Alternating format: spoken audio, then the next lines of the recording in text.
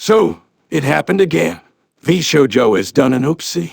I knew it would happen soon. But really, is there anything bad about the company?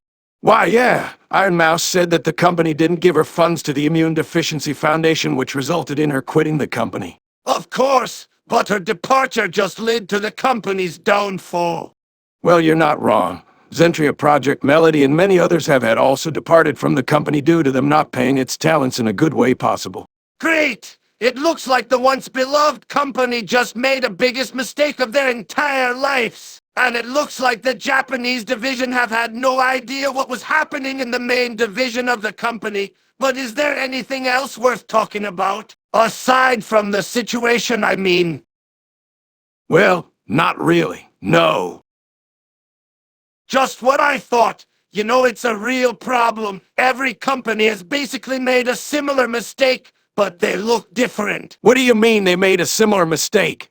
VShojo would have averted it if they didn't steal Iron Mouse's funds for the foundation. It is too late for them to avert that mistake. They've done this all the time. And I'm not just talking about VShojo, but the various companies in general. Most notably these virtual YouTuber companies we've been supported for the past years or so. It all started with Kizuna. She was unique at first, but then we got like thousands of her successors. One of the new ones were Hololife's Justice, a team that was similar in vein to VShojo Nova than anything. And speaking of Nova, that was a team that got done to death too. No matter how many times VShojo recruited more talents, all they have to do is collect their assets. And this was all the same with Niji-Sanji, again, that got recruited a ridiculous amount of talents, but the methods of virtual YouTubing was all the same. Turn on stream, play games, interact with your chat, turn off stream, and vice versa. All kinds of virtual YouTubers have been made that method exactly like the other,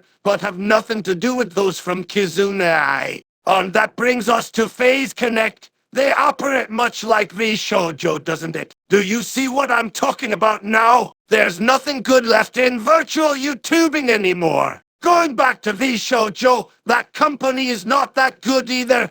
You'll go streaming for money just before they steal it from you. I can't even tell why did they do this, but all but some companies might make a similar mistake. By the time Mythic Talent came, we all knew that. Okay, it's all a practical joke. But Mythic Talent has a good method of operating their agency, and the talents are also different. Quite fantastic.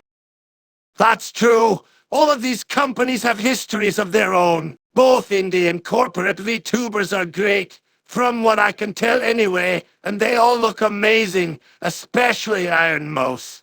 See, there are some peeps to come back for.